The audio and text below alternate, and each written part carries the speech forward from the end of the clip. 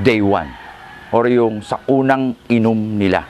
General rule na kapag ikaw ay magbabakuna, magbibigay ka ng bitamina para merong laban yung katawan doon sa stress ng bakuna. So lalabanan mo ang stress bago ka magbakuna.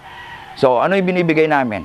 Unang-unang inom pa lang, binibigyan na namin sila ng probiotics. Hindi tayo nagbibigay ng antibiotic. May mga pinagtatalunan dito noon pa na kapag daw ikaw ay magbibigay ng o magbabakuna, huwag ka daw magbibigay ng antibiotic.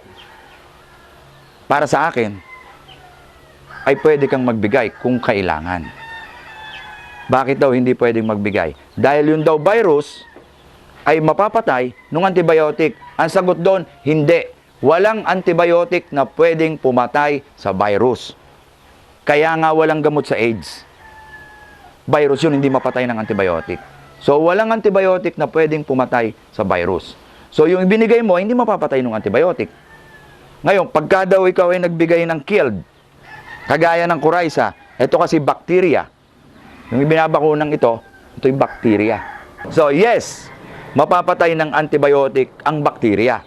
Kaya talagang patayin ng antibiotic ang bacteria.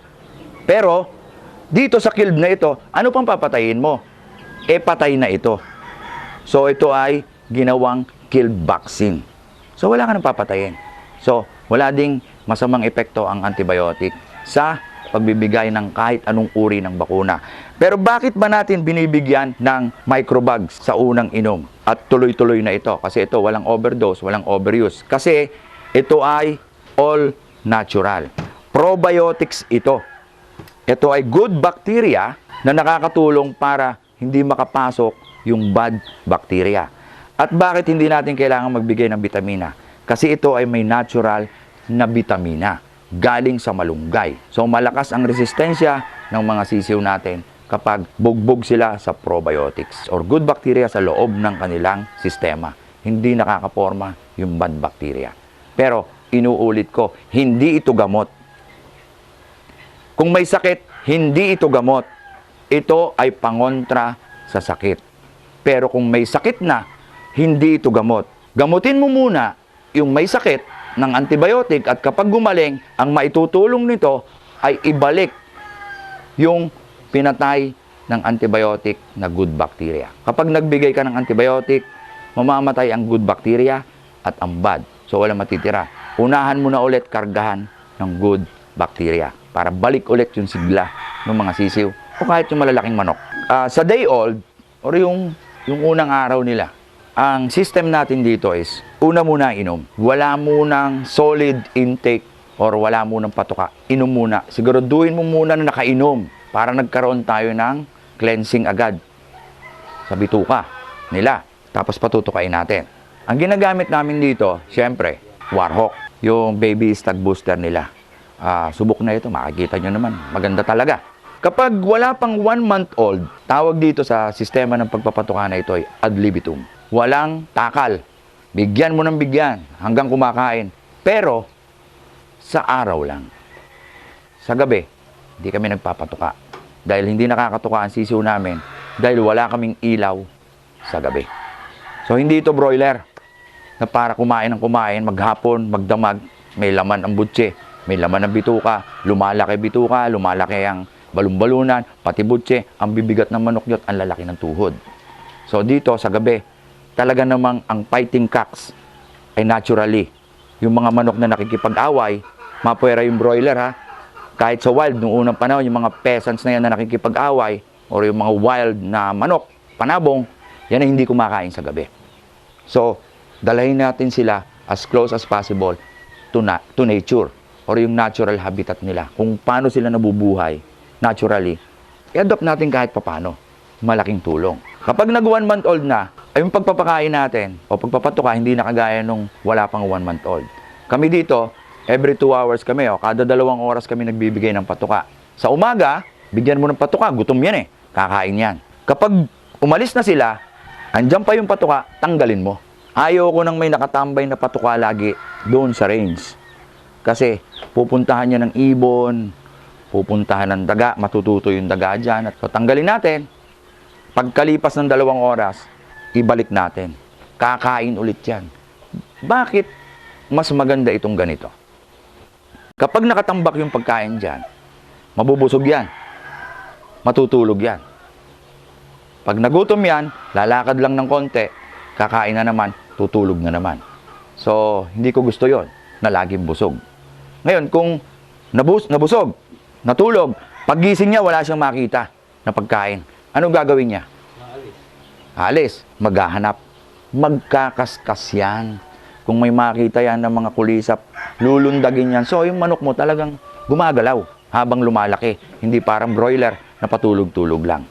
So, mas maganda yung overall na health nila, lalong-lalo na yung kanilang air sac, tsaka yung mga muscle nila nababatak. At kapag ikaw ay nagpatuka na, galing sa malayo, makikita mo lumilipad yan. Kada 2 oras, tumatakbo at lumilipad. So, konting tulog lang. Sa gabi lang sila dapat magpahinga ng diretsong pahinga. So, ganyan ang panabong na manok.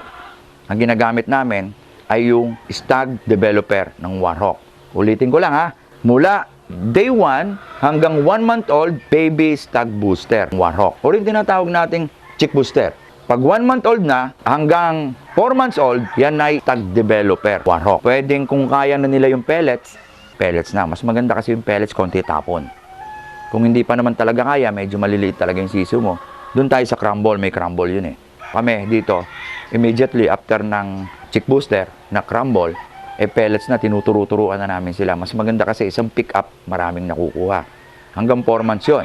4 months, pataas, hinahaluan na natin yan ng yung ating Enermax. May konting grains na yon para matuto na silang kumain ng grains.